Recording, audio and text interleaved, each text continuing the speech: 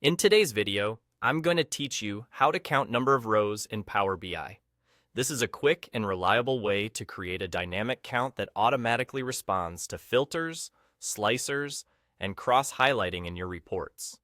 Whether you're tracking total transactions, number of customers, or simply validating data volumes, a row count measure is a handy tool you'll use often.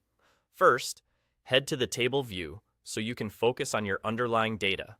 In the data pane on the right, select the table where you want this measure to live.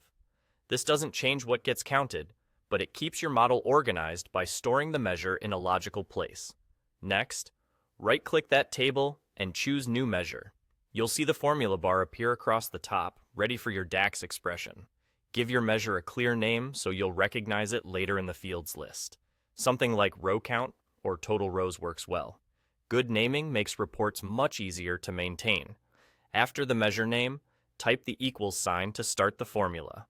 On the other side of the equals sign, enter countrows, followed by an open and close parenthesis.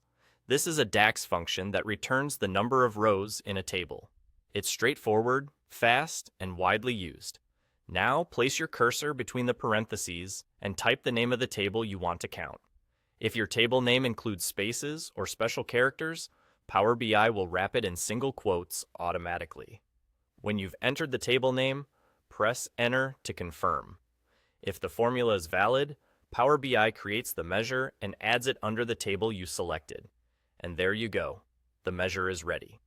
What makes this approach powerful is that it's dynamic. The row count will automatically adjust based on whatever filters, slicers, or visual interactions are applied in your report. That means the number you see always reflects the current context, not just a fixed total. You can now use this measure in your visuals as well.